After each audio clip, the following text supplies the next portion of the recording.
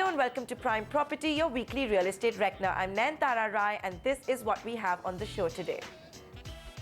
We travel to the holy city of Amritsar, Punjab's biggest election battleground, where BJP's Arun Jaitley is locked in battle against the Congress's Amrinder Singh.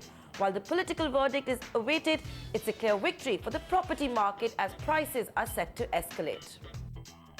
A slew of expensive land deals has been sealed in Thane on the outskirts of Mumbai.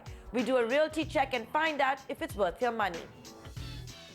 Global private equity giant Blackstone's partnership with Bangalore's Embassy Group has dislodged DLF as the country's largest owner of commercial properties. We get 99acres.com to answer viewer queries on Property Doctor.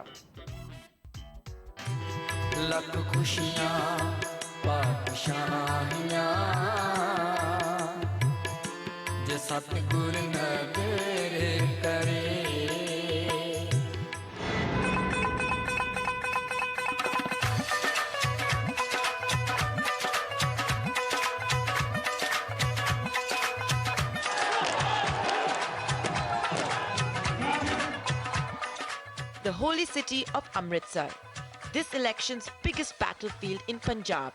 Arun Jaitley, the leader of opposition in the Rajya Sabha, has decided to contest his maiden election from here.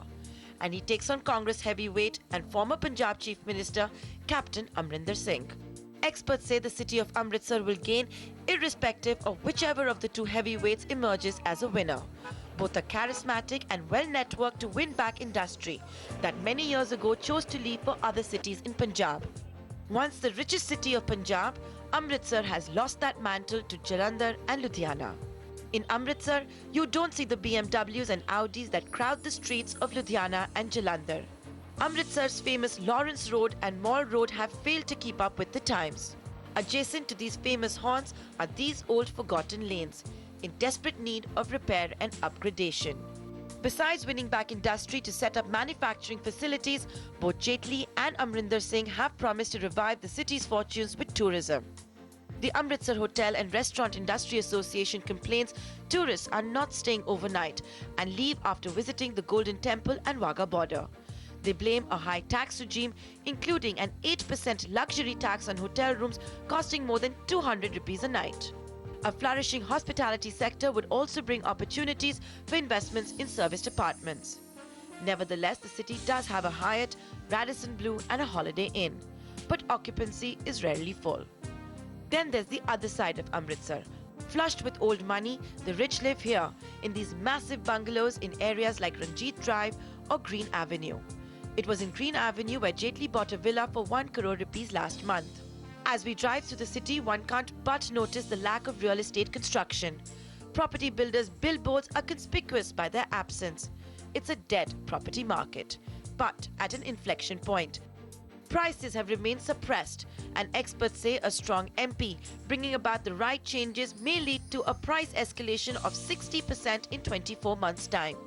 The phenomenon of high-rise apartments still has to reach Amritsar. FDI-funded developer Sare, along with local builder Action Project, has been the first to deliver mid-rise apartments in Amritsar priced at 18 to 36 lakh rupees. Prices in Amritsar for the past 2 years have seen a very minor appreciation. And when you compare it with the other markets in the north of India, I think the appreciation levels have been less. But I would attribute that to more of developers not really delivering and committing to the timelines which they had committed to the customers. So I think Amritsar it's an ideal destination for investment today, because in the coming times with the new land reform bills and the cost escalations which have happened, Amritsar is a very good place to invest because it is at an inflection point where it has to go up now. You know, the average prices today across our properties for apartments is about 3,500 rupees a square foot, of 3,000 actually, which is it's a price that I don't think will be available in the next 1 or 2 years. So in my view, I think these prices are bound to almost go up by 60% in the next 2 years. Alpha G Corp is another FDI-funded developer with big plans. It's already opened Amritsar's biggest mall next to the Hyatt and is carrying out construction at a good pace for its integrated township, the International City. All of these new projects are coming up at GT Road or the Bypass Road, very close to the airport. We couldn't help but ask, who all are buying these properties given Amritsar's lackluster economy and those flush with money residing in bungalows? Amritsar primarily has a huge floating population which comes in from upcountry Punjab and also places outside for education. You have the Amritsar Medical College, you have a lot of engineering colleges, and even the normal grad colleges. The upcountry towns have from Batwala to Phagwara, they all come into Amritsar for children education. And also you have a huge segment of people who want to come and retire there. So the concept of making apartments was that when you have floating populations coming in, the apartment is something which has all the amenities built in, developer cares of everything, and it's like a lockable property. You can just lock and be assured that nothing's going to happen, versus the traditional bungalow system which used to exist there, where even securing your property while you're away was a concern. Every developer in Amritsar is relying on this floating population, of which NRIs form a large base. Those living in Amritsar's old bungalows are also potential buyers, as they may choose to opt for new construction and modern amenities. According to real estate portal commonfloor.com, these are the current rates prevailing in Amritsar.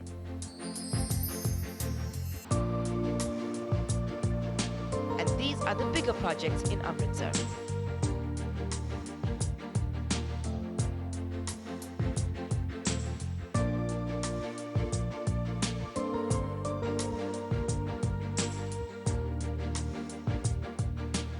Thane, at the outskirts of Mumbai, has been in the limelight for large, expensive land deals inked recently. Both the Tatas and the Lodha Group have big plans and target to steal a sizable market share from the incumbent leaders, the Hiranandanis and the Rustomjee Group. Is Thane the new hotbed for premium and luxury housing? Manasvi Ghelani finds out if it's worth your money. Thane, a city away from a city, the investment destination that gave many 100% return on their investments in just 5 years. Not just that, in fact, it's a new favorite today of the sector bigwigs, and the number of land deals say it all. Today, Thane comprises of 32% of the under construction activity of the entire Mumbai metropolitan region, which is said to be about 4 lakh units. And these flurry of activities will only help Thane firm up its position even further. 2014 started with a big bang for the Thane market. Developers lapped up properties by paying huge premiums as several companies monetized on their real estate assets, thereby shaking sluggishness in the property market. Lodha developers sewed up a transaction with Clarin Chemicals to buy 87 acres for about 1,154 crore. Tata Housing Development is learned to have almost clinched a deal to acquire 7 acres owned by KEC International Limited, an RPG group company, for over 200 crore.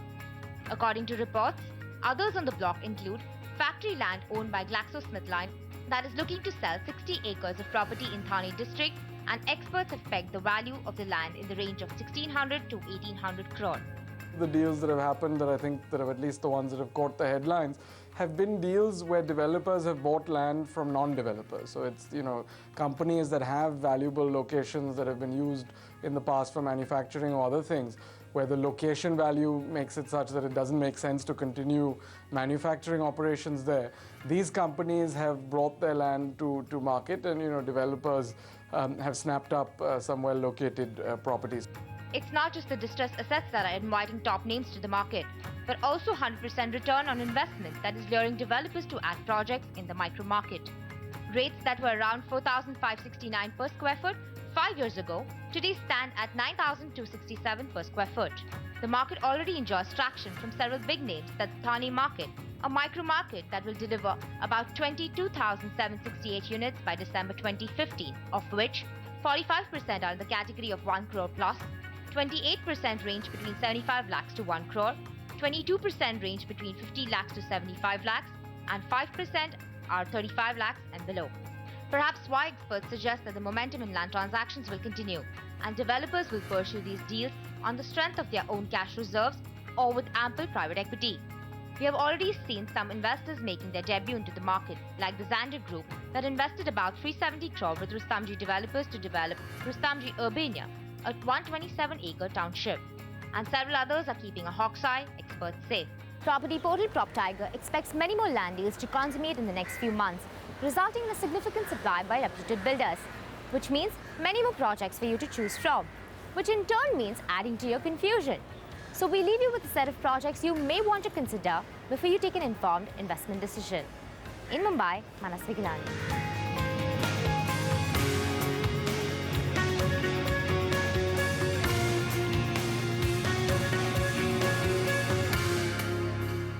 Now let's get commercial. Blackstone and the Embassy Group of Bangalore have closed their first acquisition as partners. But the addition of this fourth project to their portfolio has helped the partnership edge out DLF as the country's largest commercial developer in terms of square feet. Vinita Atre has all the details. 1,951 crore rupees. That's what it has taken Embassy Office Parks, the 50-50 joint venture between private equity giant Blackstone and Bangalore-based developer Embassy Group, to outpace competition. The purchase of a 106-acre land parcel which houses Embassy Tech Village in Bangalore is the JV's first to date and makes the fourth business park that the two of them own together. The Embassy Group has taken a 650 crore rupees loan from Stand Chart to fund this deal. One of the existing shareholders has retained 40% of his equity and decided to stay with us and be part of the growth rather than taking money and exiting. So in the end, we would finally at some point control 60% of the park. In terms of Blackstone, they've brought in close to about 540 crores. Rest has been put by us. The acquisition takes the company's total commercial real estate holding to over 20 million square feet spread across Bangalore and Pune and pushes DLF to the second place in terms of commercial real estate under development in the country. But the JV says that it is just getting started. It plans to build another 16 million square feet over the next 5 years, including the 8 million square feet in this newly acquired office space. Embassy Office Parks hopes that by 2016, its rental income portfolio will have crossed the coveted 1,000 crore rupee mark, and it believes that that would be the right time to list its massive commercial portfolio as a real estate investment trust. But experts say that it's only anybody's guess whether India would have passed the legislation that would make REITs a possibility by then. Otherwise, this JV will have to consider a foreign listing. In Bangalore, Vinita Atre. On that note, we're going to slip into a short break. On the other side, we get 99 acres to answer viewer queries on Property Doctor. Stay tuned.